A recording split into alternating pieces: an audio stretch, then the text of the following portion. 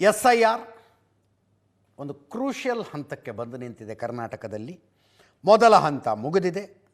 ಇನ್ನು draft list ಹೊರಗೆ ಬರಬೇಕು. ಇಲ್ಲಿ ತನಕ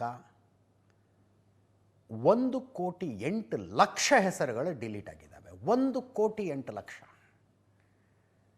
ಈಗ ಡ್ರಾಫ್ಟ್ ಲಿಸ್ಟ್ ಬಂದ ಮೇಲೆ ಮಿಸ್ ಆದಂಥ ಇನ್ನು ಕೆಲವರು ಜಾಯ್ನ್ ಆಗ್ತಾರೆ. ಅಂದರೆ ಯಾರು ಎನ್ಯುಮರೇಷನ್ ಫಾರ್ಮೇ ತುಂಬಿರೋದಿಲ್ಲ ಅಂಥವ್ರದ್ದೆಲ್ಲ ಡಿಲೀಟ್ ಆಗಿರುತ್ತೆ, ಅವರು ಜಾಯ್ನ್ ಆಗ್ತಾರೆ. ಬಟ್ ಅಕಸ್ಮಾತ್ ಇದೇ ನಂಬರ್ ಏನಾದರೂ ಫೈನಲ್ ಆದರೆ ಇಡೀ ದೇಶದಲ್ಲಿ ಅತಿ ಹೆಚ್ಚು ಮತದಾರರ ಹೆಸರು ಡಿಲೀಟ್ ಆಗಿದ್ದು ಕರ್ನಾಟಕದಲ್ಲಿ ಅಂತಾಗತ್ತೆ ನೋಡಿ. 90 ಲಕ್ಷ ಹೈಯೆಸ್ಟ್ ಇರೋದು ಪಶ್ಚಿಮ ಬಂಗಾಳ, 90 ಲಕ್ಷ. ಕರ್ನಾಟಕದಲ್ಲಿ SIR ಶುರುವಾದಾಗ ಒಂದು 40ರಿಂದ 50 ಲಕ್ಷ ಡಿಲೀಟ್ ಆಗಬಹುದು ಅಂತ ಒಂದು ಲೆಕ್ಕಾಚಾರ ಇತ್ತು ನಮಗೆ. 40ರಿಂದ 50 ಲಕ್ಷ ಡಿಲೀಟ್ ಆಗ್ಬೋದು ಅಂತ. 1,08,00,000 ಇಲ್ಲಿ. ಇದು ಮತದಾರರ ನಿರ್ಲಕ್ಷ್ಯದ ಕಾರಣಕ್ಕಾಗಿ ಜಾಸ್ತಿ ಆಗಿದೆ ಅಂತ ಅನ್ನಿಸ್ತಾ ಇದೆ. ಡಿಟೇಲ್ಗೆ ಹೋದರೆ 1,08,00,000ದಲ್ಲಿ ಯಾರ್ಯಾರು ಮುಂಚೆ 5,54,00,000 ಇತ್ತು, ಈಗ 4,66,00,000ಕ್ಕೆ ಬಂದಿದೆ. ಮತದಾರರು ನಾಪತ್ತೆ ಅಂತ ಹೇಳ್ತಾ ಇದ್ದಾರೆ 15,28,985 ಜನ. ಶಾಶ್ವತವಾಗಿ ಸ್ಥಳಾಂತರಗೊಂಡವರು ಪರ್ಮನೆಂಟ್ಲಿ ಶಿಫ್ಟೆಡ್ 65,61,607. ಇದೇ ಹೈಯೆಸ್ಟ್ ಇರೋದು.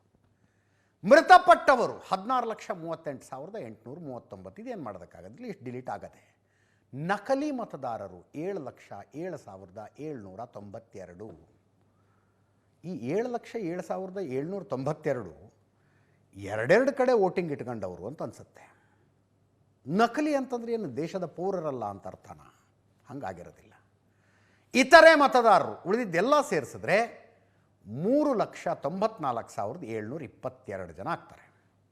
ನಿಮಗೆ ಬೆಂಗಳೂರಿನ ನಂಬರ್ಸ್ ನೋಡಿದರೆ ಗಾಬರಿ ಆಗೋದು. 47 ಲಕ್ಷ ಮತದಾರರ ಹೆಸರುಗಳು ಬೆಂಗಳೂರಿನಲ್ಲೇ ಡಿಲೀಟ್ ಆಗಿರೋದು. 47 ಲಕ್ಷ. ಇದರಲ್ಲಿ ಮೃತಪಟ್ಟವರು 3,18,767 ಇದ್ದಾರೆ. ದೊಡ್ಡ ಮಟ್ಟದಲ್ಲಿ ಚರ್ಚೆ, ಡಿಬೇಟ್ ಆಗುತ್ತೆ. ಇದು ನೋಡೋಣ ಎಲ್ಲೆಲ್ಲಿಗೆ ಹೋಗುತ್ತೋ. ಇದರೊಂದಿಗೆ ಇವತ್ತಿನ ನ್ಯೂಸ್ ಅವರು ಮುಗಿಸ್ತಾ ಇದ್ದೀನಿ. ನೇರಾದಿಟ್ಟ ನಿರಂತರ ಸುದ್ದಿಗಾಗಿ ನೋಡ್ತಾ ಇರಿ ಏಷ್ಯಾನೆಟ್ ಸುವರ್ಣ ನ್ಯೂಸ್.